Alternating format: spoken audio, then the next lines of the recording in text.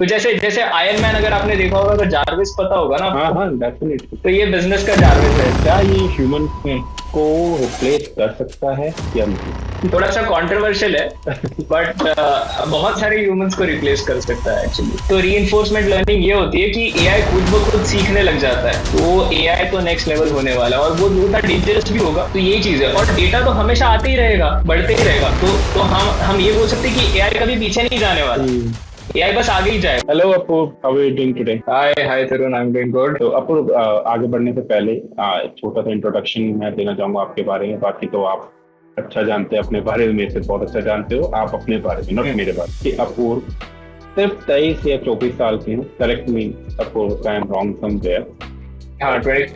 और बहुत ही इंटरेस्टिंग बात है कि मतलब बहुत ही छोटी सी एज में ही इज अ को फाउंडर ऑफ salessunday.com। बाकी सेल्स संडे एग्जैक्टली क्या है, what exactly it does, Apurva can tell us better than मी।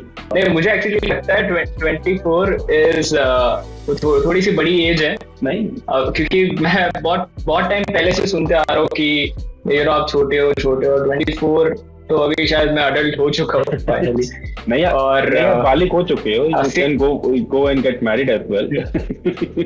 लेकिन हाँ, लेकिन आज के दौर में देखा जाए 23-24 साल की एज के अंदर एक स्टार्टअप स्टार्ट करना और तो बी अ को founder of well knowing company, and apart from that जो मैं बताना चाहता हूँ, उससे पहले भी आपके दो वेंचर्स है जो आप ऑलरेडी एक बूटस्ट्रैप में स्टार्ट कर चुके हैं। तो राइट, तो एक बहुत बड़ी, वो कहते हैं ना, एक अचीवमेंट है जो आपने एट द एज ऑफ 23 और 24 में जो आपने अचीव करी।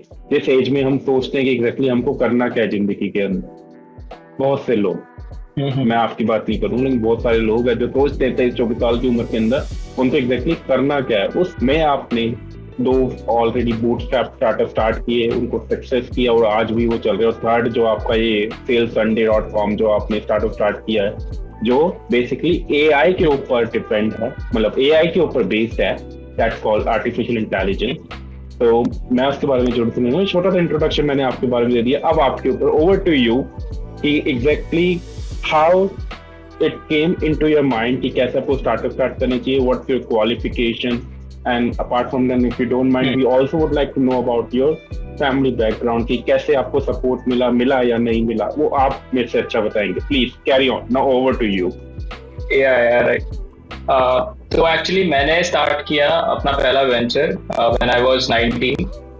मैं सेकेंड ईयर में था इंजीनियरिंग में। I was studying at LPU. और एलपीयू में इसलिए जाना था मुझे क्योंकि उधर एक्स्ट्रा करिकुलर एक्टिविटीज को थोड़ा भाव मिलता है।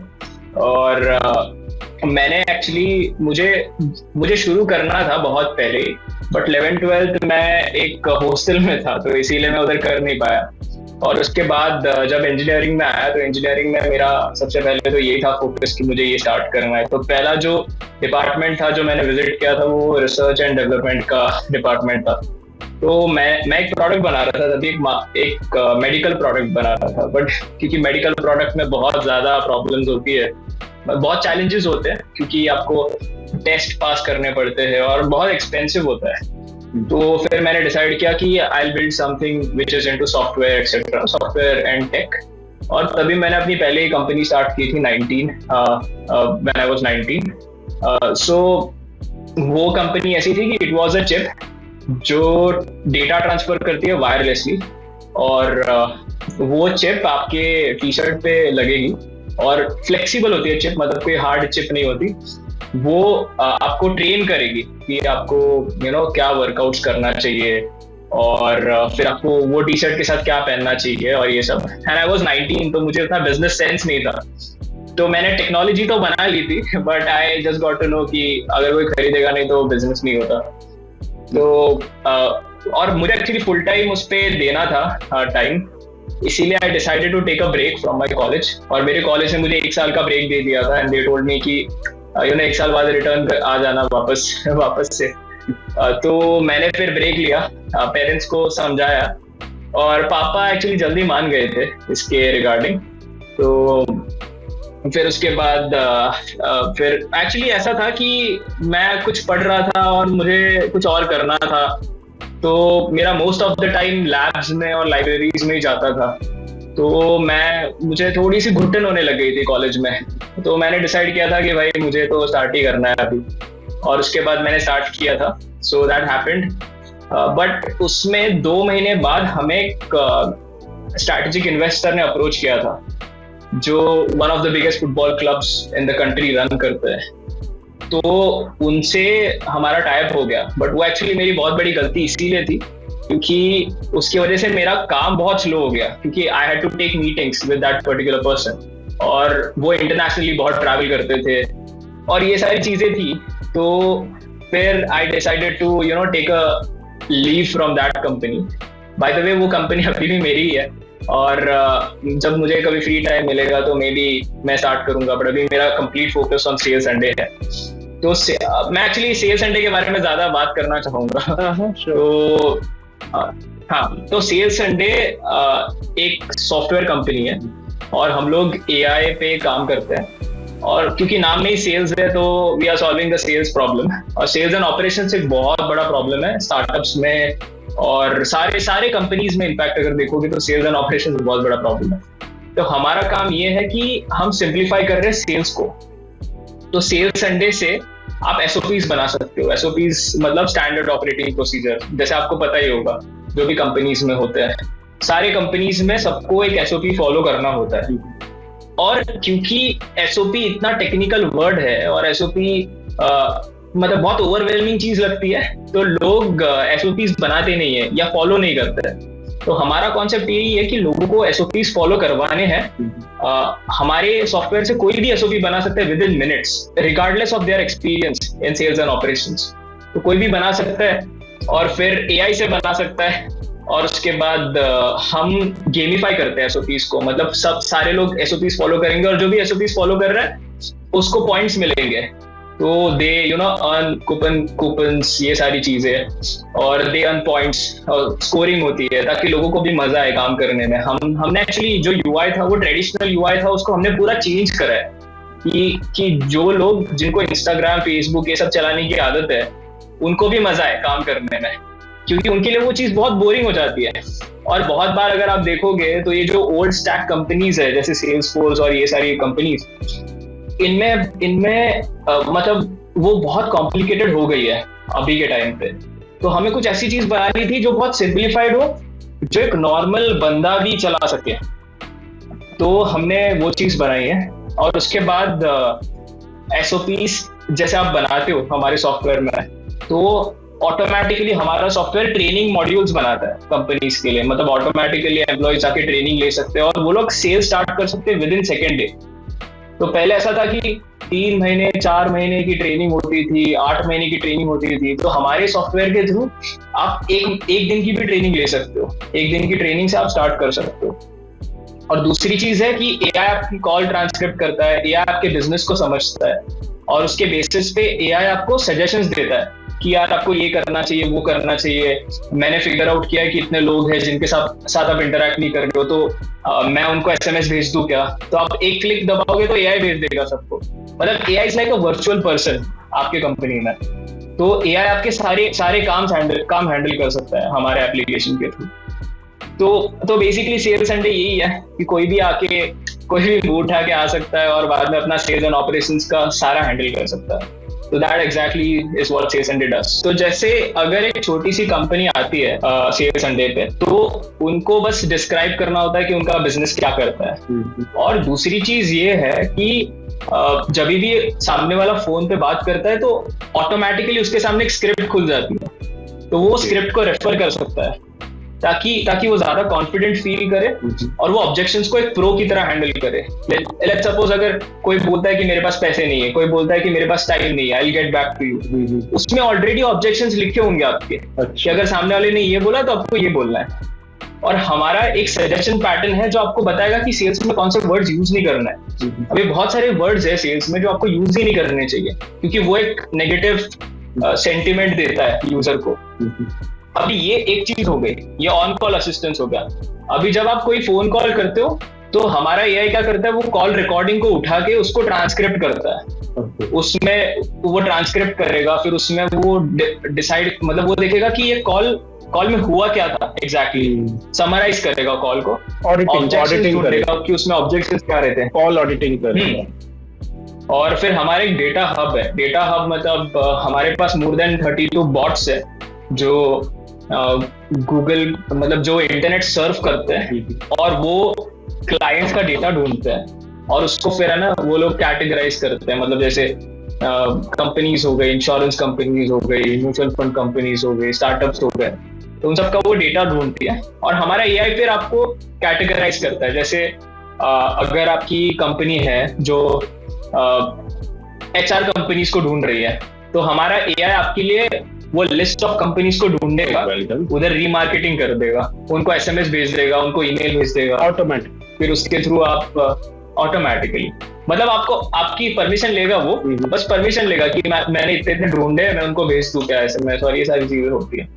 तो जैसे आयरन मैन अगर आपने देखा होगा तो जार्विस पता होगा ना आपको? हाँ, डेफिनेटली। तो ये बिजनेस का जार्विस है। जार्विस एक्चुअली बिजनेस भी हैंडल करता है, तो हमारा संडे है बेसिकली और वो बिजनेस हैंडल करता है। तो ये मतलब मैं थोड़ा सा मजाक, खुरापाती आइडिया आया कैसे आपको? मतलब इतना इनोवेटिव आइडिया कैसे है? मैं खुरापाती वर्ड अपने देसी लैंग्वेज में यूज कर दिया, इनोवेटिव आइडिया कैसे आया ये वाला? सेल्स की ये भी प्रॉब्लम है जो हम सॉल्व कर सकते हैं। If I will be very honest, because मैं सेल्स टीम के साथ भी काम कर चुका हूँ, and if I want to generate a lead, I have to go to Facebook, Instagram, by which I can easily generate a lead. और manually मैं LinkedIn के अंदर जाऊंगा, मैं डेटा स्क्रैपिंग करूंगा, then after I can generate the lead. तो क्या वो डेटा स्क्रैपिंग वगैरह जो होती है, ठीक है, डेटा स्क्रैपिंग में अगर लेमैन लैंग्वेज बोलो किसी को नहीं समझ आएगी, तो वहां से डेटा कलेक्ट करना, तो डेटा स्क्रैपिंग उसको कहेंगे। तो वो भी ये मतलब आपका जो एआई सिस्टम या बॉट सिस्टम आपने बनाया है, it will automatically pick up that data as well. हाँ, मतलब एक्चुअली ऐसा है कि डेटा स्क्रैपिंग होती है, उसको हम स्टोर करते हैं और फिर वो जो स्टोर डेटा है वो हम डिस्कवर करने में हेल्प करता है। बट हमारा डेटा स्क्रैपिंग चलता ही रहता है, मतलब 24 आवर्स चलेगा, अलग अलग जो भी डेटा है उसको अपडेट करेगा। फिर ये सब, we have more than 50 million मतलब पोटेंशियल लीड्स, ये जो ऐसा मतलब 5 CR के आसपास। वेट, मैंने फर्स्ट क्वेश्चन थोड़ा मैंने लंबा किया था, मतलब ऐसा खुरापाती और इनोवेटिव आइडिया आया कैसे आपके? ये क्वेश्चन तो मैंने डबल क्वेश्चन कर दिया, sorry.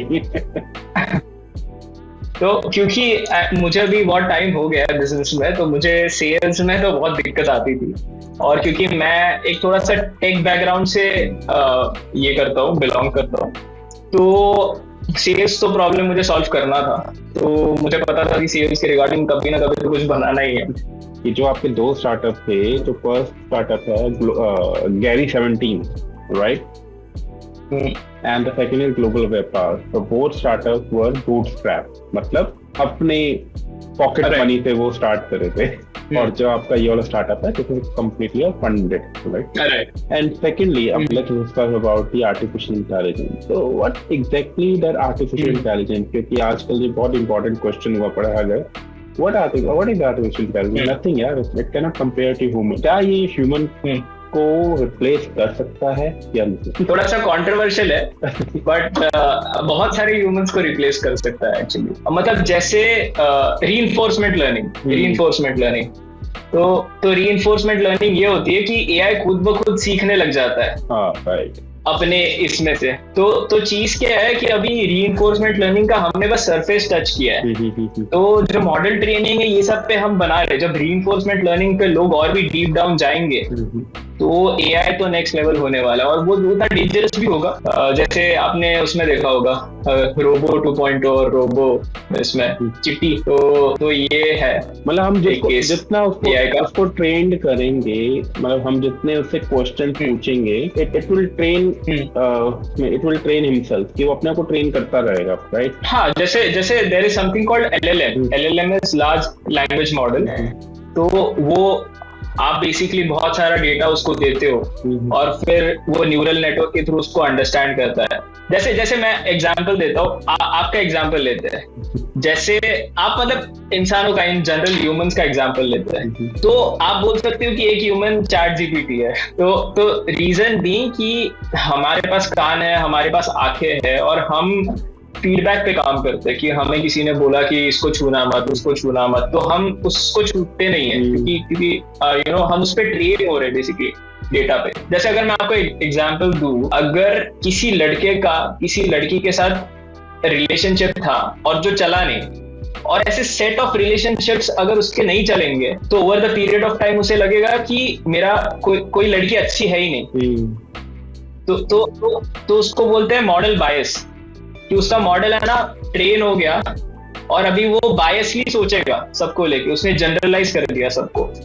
AI prediction, AI predict करता है। जैसे आपने उसको बहुत सारा डेटा दिया, अभी वो डेटा के बेसिस पे पैटर्न ढूंढेगा न्यूरल नेटवर्क के थ्रू, और अभी वो नेक्स्ट को प्रिडिक्ट करेगा। तो बस यही चीज है एआई। तो उसके पास जितना डेटा है उतना एआई स्ट्रांग है। तो अगर आप देखोगे जो बेस्ट एआई है, हम एक्यूरेसी की बातें करते हैं, जो एआई सबसे ज्यादा अच्छी एक्यूरेसी देता है उसके पास सबसे ज्यादा डेटा है। तो यही चीज है, और डेटा तो हमेशा आते ही रहेगा, बढ़ते ही रहेगा। तो हम ये बोल सकते हैं कि एआई कभी पीछे नहीं जाने वाला, एआई बस आगे ही जाए। बट एआई में एक बड़ी प्रॉब्लम ये हो सकती है कि एआई में बायस आ सकता है, कि उसको अगर हमने गलत डेटा दे दिया और बहुत सारा गलत डेटा दिया, तो वो उस तरीके से सोचने लगेगा, ना कि वो बायस होके सोचेगा, अनबायस्ड डिसीजंस नहीं ले पाएगा।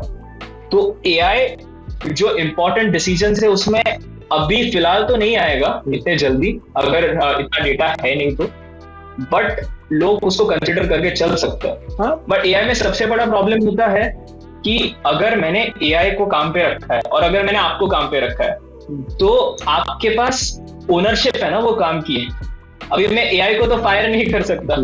तो चीज क्या होती है, ह्यूमंस तो रहेंगे, बट ह्यूमंस थोड़े से, हम बोल सकते हैं कि एआई से काम मल्टीप्लाई हो जाएगा। मतलब एक ह्यूमन जो शायद एक हफ्ते में जो काम कर रहा था वो एक दिन में कर पाएगा, एक महीने में जो कर पा रहा था वो एक दिन में कर पाएगा। जैसे आपने रिसर्च का नाम लिया, जैसे आपका जो टूल है थिंकसंडे, अगर मैं आपकी बात करें, सब रिसर्च का नाम लिया कि मुझे लीड जनरेट करनी है, मुझे डेटा एनालाइज करना है, डेटा स्क्रैपिंग करनी है, मुझे लिंक्डइन पे जाना है, अदर पोर्टल पे जाना है, मुझे डेटा स्क्रैप करना है। तो डेफिनेटली अगर मैं ह्यूमंस को लगाऊंगा, मैं यार बहुत ही ज्यादा कंट्रोवर्शियल हो जाऊंगा। मतलब हम किसी मैनुअल, अगर हम इस पे मैनुअल काम करेंगे तो it might take 2 days, 3 days, 1 week according to our bandwidth। लेकिन आपने तो कह दिया वो ऑटोमेटिकली आपके जो बॉट्स और एआई आपने लगा वो ऑटोमेटिकली डेटा स्क्रैप करके आ जाएगा। तो इसमें तो ऑलरेडी ह्यूमन का काम तो कम ही हो गया। ये तो है। और ये मतलब इतना बूम पे कैसे आया यार? Before asking this question, over to you were saying something.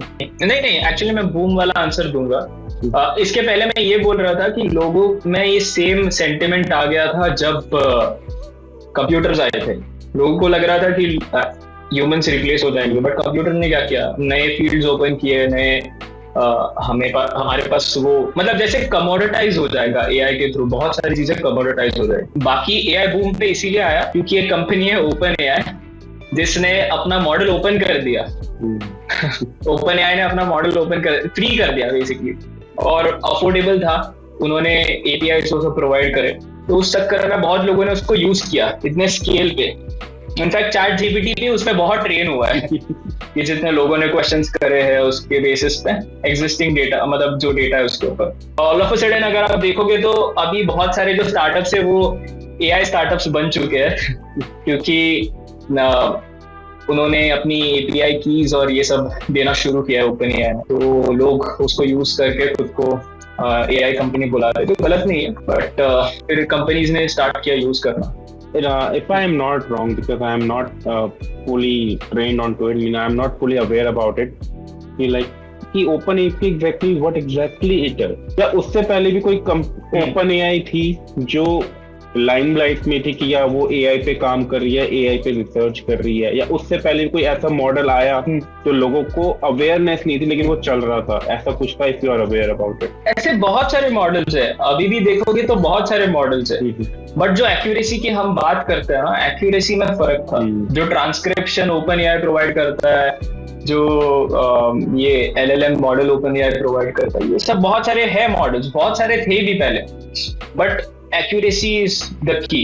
अगर एक्यूरेसी अच्छी है तो एआई अच्छा है, और ओपन एआई का जो चैट जीपीटी है उसका एक्यूरेसी बहुत अच्छा था। अभी GPT-4 का भी अच्छा एक्यूरेसी है। GPT-4 is working on a live data, right? If I'm not wrong. Right, live data. तो वो ऑटोमेटिकली ट्रेंड हो रहा है और ये सारी चीजें। तो मतलब आगे जाके अगर आपके पास कुछ एक्स्ट्रा टैलेंट नहीं है, आईटीज के अंदर, अपार्ट फ्रॉम दैट वैसे तो बहुत फील्ड है, हम्म। मार्केटिंग है, सेल्स है, बहुत सारी फील्ड है जॉब्स के अंदर। अगर आईटीज में अगर आपके कोई स्पेशल फील्ड नहीं है तो आपके लिए थोड़ी जॉब की प्रॉब्लम हो सकती है। अगर मैं एक एग्जांपल लूं, जैसे पहले सरकारी हो सकता बैंक चलते थे, हम छोटे छोटे होते थे, तो वो लाल कलर की बुक होती थी, वो ऐसे कर लिखते थे उसे, हम्म। आने हम्म। 20 साल पहले ले जाऊँ तो मैं, तो वो लिखते रहे। उसके बाद जैसे कंप्यूटर आया तो उनको मुश्किल हुई कंप्यूटर में, तो उनको लगा दे कंप्यूटर आ गया है तो अब हमारा काम कम हो जाएगा, लेकिन कंप्यूटर को चलाने के लिए तो बंदे चाहिए ही थे, राइट? लेकिन उनको सीखना पड़ा, बट कम बंदे चाहिए थे। कम बंदे चाहिए। बट एक्चुअली ऐसा था कि वो डिजिटाइज हो रहा था सिर्फ, कि हमने जो मैनुअल काम था उसको डिजिटाइज किया। बट इसमें ना मल्टीप्लाई होगा काम, जो है ना कि एक साथ आप बहुत सारी चीजें कर पाओगे, या बहुत सारी चीजें आप आसानी से कर पाओगे। तो इससे जो नंबर है वो कम हो जाएगा। बट ऐसा ही कि है, अडॉप्शन में भी थोड़ा टाइम लगेगा बहुत सारे कंपनीज को और बहुत सारे लोगों को समझने में। बहुत सारी कंपनीज बहुत सारी जगह पे इसको इम्प्लीमेंट नहीं करेंगे अभी। जैसे मुझे नहीं लगता कि सेल्स एंड ऑपरेशंस में करेंगे, ऑपरेशंस में कर पाएंगे, बट सेल्स मतलब जैसे फोन कॉल्स में, कस्टमर सपोर्ट में, ये सब में थोड़ा सा डिले करेंगे फॉर श्योर, क्योंकि उसमें एक ह्यूमन टच की जरूरत होती है। और एआई ट्रांसक्रिप्शन हमेशा काम नहीं करेगा, क्योंकि किसी का पिच कम होता है, किसी की पेस फास्ट होती है, तो वो समझना, उसका अगर डेटा नहीं है तो समझना मुश्किल है एआई को। आप स्नैपचैट चलाते हो वैसे? जैसे स्नैप, पता है ना आपको स्नैप क्या होता है? कि आपने बस एक पिक्चर भेज दिया किसी को स्नैपचैट पे, तो आप पिक्चर एआई को भेज सकते हो, एआई समझ जाता है कि क्या है, और फिर उस पर रिप्लाई भी देता है कि हाँ। जैसे फुटबॉल का मैंने कल भेजा था, बस एक टीवी पे मैं फुटबॉल मैच देख रहा था, तो मैंने बस भेजा उसको, तो उसने बोला कि आपकी फेवरेट फुटबॉल टीम कौन सी है, ये सारी चीजें, मतलब इंटरैक्ट करता है वो। ओके, मीन्स आपको तो एआई सबको लाना है। मतलब वो एक तरह से आपको वर्चुअल फ्रेंड दे दिया कि आप उससे बात कर सकते हैं, एक तरह से एक ह्यूमन टच दे दिया, ह्यूमन टच दे दिया एक तरह से। हाँ, वर्चुअल फ्रेंड दे दिया वर्चुअल। हाँ, मैं आपको इस क्वेश्चन को पूछूंगा, मैं एक ऐसे लूंगा, लेकिन उससे पहले मैं आपसे ना अभी एक मूवी देख रहा था, बहुत अच्छी मूवी है वो, सॉरी मूवी का नाम नहीं है, सीरीज बहुत अच्छी सीरीज है। तो उसके अंदर टेक्नोलॉजी एआई के ऊपर ही है। तो उसने क्या करा है, उसने ही बताया, छोटे से मैं डिस्क्राइब करता हूँ उसको कि एआई क्या है। एआई आपका डेटा सोर्स कलेक्ट करती है, कि आपका बिहेवियर डिटरमिन करती है, ऑब्जर्व करती है कि आपकी लाइकिंग क्या है, आप क्या देखना पसंद करते हो, उसको गैदर करके then after they collect your present and past, उसके बिहाफ पे आपका फ्यूचर प्रेडिक्ट कर देती है कि आगे जाके अगर आप ये चीज देख रहे हो कि 97% चांसेस है कि आपको ये मिलेगा या आप ऐसे अचीव हो सकते हो। Is it true? अगर ऐसा एल्गोरिथम इंट्रोड्यूस हो चुका है या रिसर्च में है अभी भी? If you are aware about it. Actually algorithm हो गया है, बट हाँ, डेटा सेट्स होना चाहिए। कि data set, problem is data, कि अगर आपके पास बहुत सारा डेटा है तो ये भी प्रेडिक्ट हो सकता है, बट एक्यूरेसी, मतलब हम श्योर नहीं हो सकते कि हाँ ऐसे ही होगा, बट पॉसिबिलिटीज है, क्योंकि जैसे हमारा फ्यूचर तो डिटरमाइन प्रेजेंट से ही होता है ना, कि आज जो हम करेंगे उसका फल कल मिलेगा। अभी मैं एक रिसर्च कर रहा था जब फर्स्ट ईयर में था इंजीनियरिंग में, तो मैं मेमोरीज के थ्रू हीलिंग का सोच रहा था। मतलब जैसे हमारी कुछ गुड मेमोरीज होती है, अगर मैं वो गुड मेमोरीज आपको सबकॉन्शियसली रिमाइंड कराऊं जब आप बीमार हो, तो आपकी हीलिंग के चांसेस बढ़ जाएंगे। ये था मेरा। तो जैसे मैं आपके सेंसेस को टारगेट करने वाला था, जैसे नोज, आईज, ईयर्स और ये सब। जैसे आपने कोई गाना सुना, आप कुछ गाना सुन रहे थे जो आपको एक फीलिंग रियलाइज करवा के देता है, मतलब वो आपको कोई एक मोमेंट को रियलाइज वो करता है, या फिर कोई स्मेल हो गया, कोई किसी की याद दिलाता है, ये सारी चीजें। अगर वो अच्छी मेमोरी है, if it's associated with a good memory, वो आपको ये करेगा, मतलब जैसे it will make you feel good, और क्योंकि आप अच्छा फील करोगे तो उससे आपकी जो ये रिकवरी है वो फास्ट हो जाएगी। तो मैं उस पर रिसर्च कर रहा था।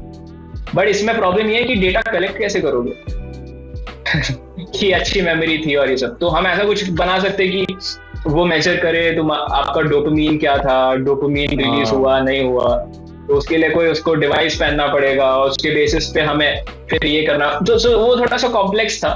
और क्योंकि हमें पता, हाँ, और क्योंकि अगर वो डेटा ले भी रहा है, अगर वो गलत डेटा हो, अगर वो अभी अच्छी मेमोरी नहीं है, और अगर वो उसको अगर वो उसको वैसा रिमाइंडर मिल जाता है, तो उसकी हीलिंग स्लो भी हो सकती है उस केस में, तो वो थोड़ा डेंजरस भी है।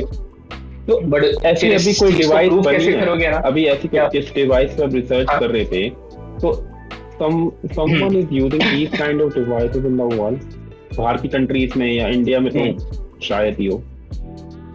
नहीं, अभी कोई यूज नहीं कर रहा। एक्चुअली मैंने एक एक्सपेरिमेंट देखा था कि वो लोग लाइट यूज करते हैं थोड़ा सा फास्ट करने के लिए, बट लाइट का तो जैसे वो कोई इनोवेशन हुआ नहीं। कुछ लाइट्स होती है जो आपको सोने में मदद करती है, ये सारी चीजें, तो बस लाइट्स आइस को ये करता है, बट कोई मेमोरी के साथ एसोसिएटेड नहीं कि मेमोरी आपको कोई मेमोरी याद दिलाता है और मेक यू फील गुड। अब मुझे तो ऐसा लग रहा है कि अगर पद्मश्री अवार्ड ना मिल जाए यार फिर मैं भी कहूँगी मैंने एक जिसको पद्मश्री अवार्ड मिल रहा था मैंने उसका पॉडकास्ट किया, फिर मेरे थोड़े से व्यूज बढ़ जाएंगे।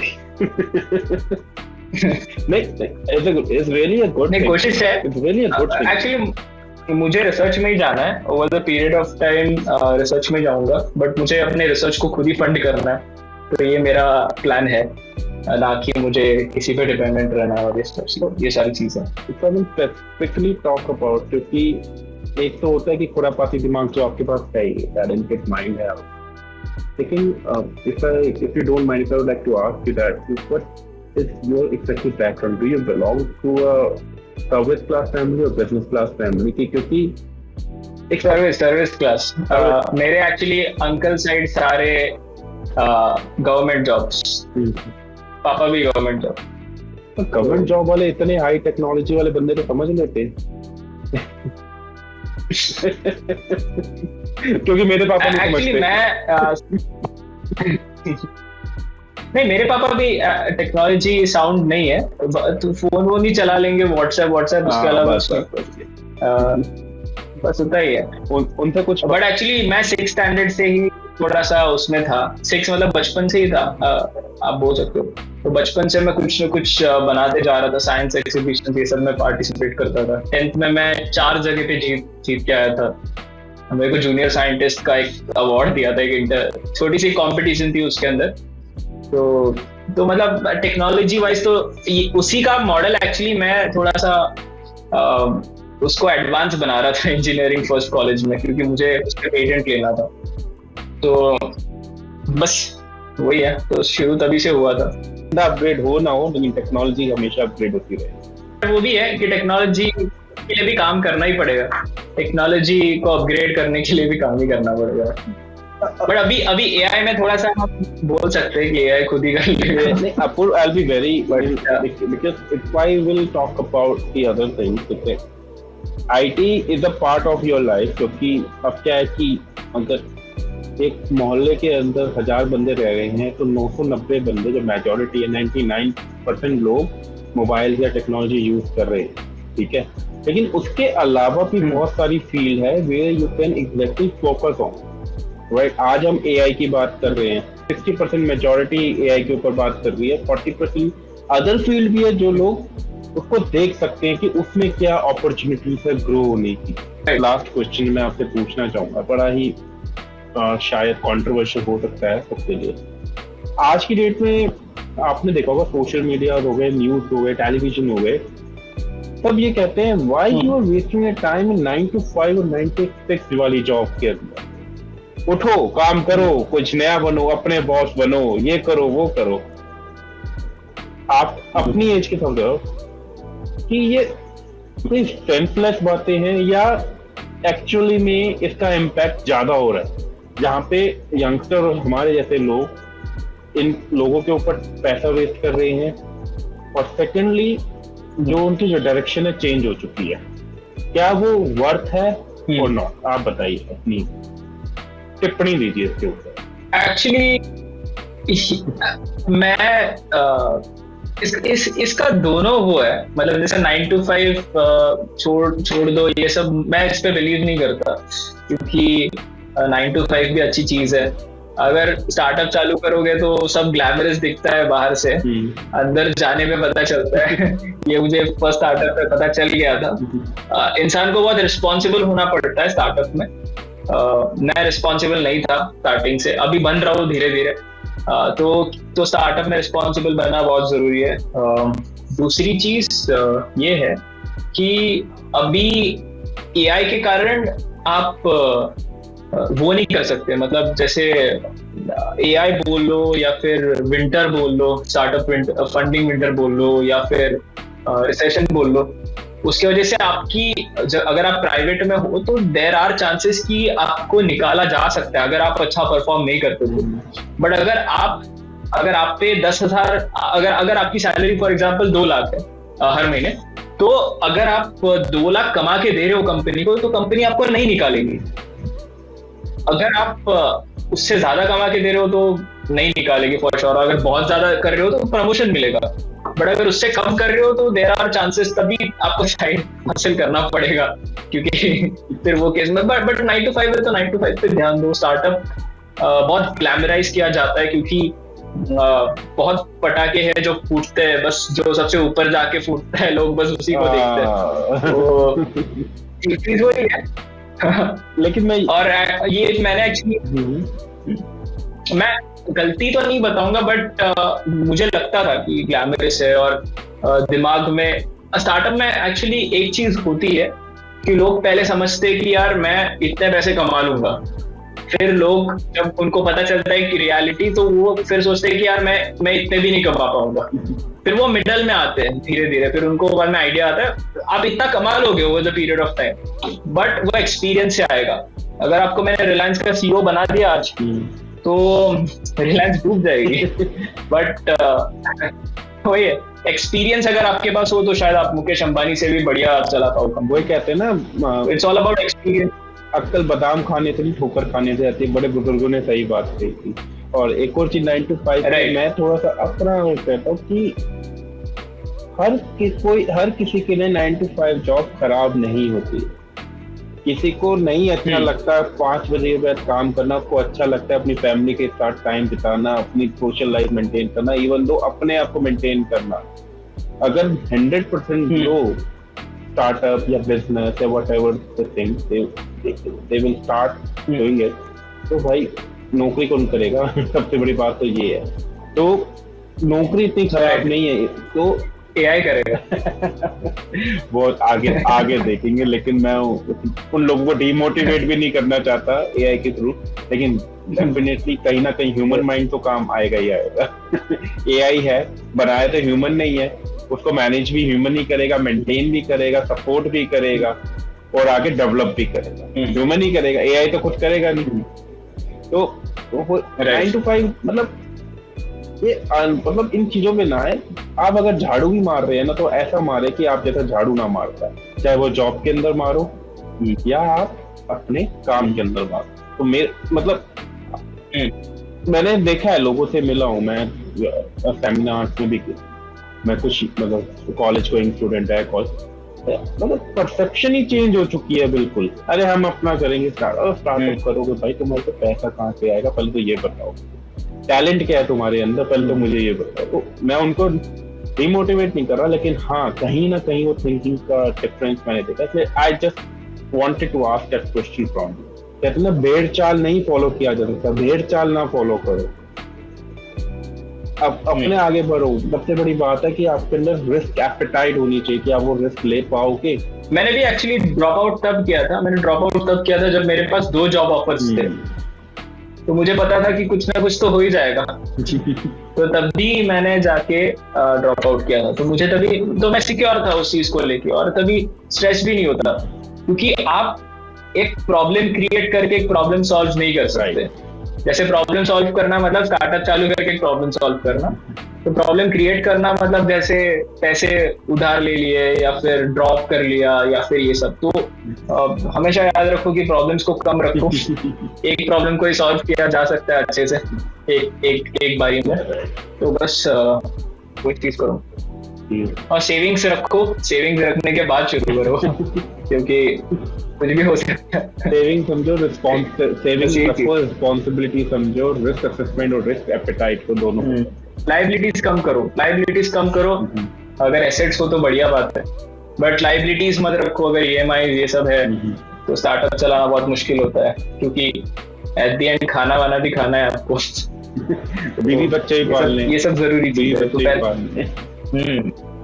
हाँ, तभी तो बहुत ही मुश्किल है, तभी तो थोड़ा सा सोच के ही करो, क्योंकि एट द एंड फैमिली सबसे ज्यादा सफर करती है जब स्टार्टअप वो सब शुरू होता है, क्योंकि टाइम नहीं दे पाते हो फैमिली को। और बहुत अच्छा लगा यार आपसे बात करके, and thank you so much to be a guest in this show.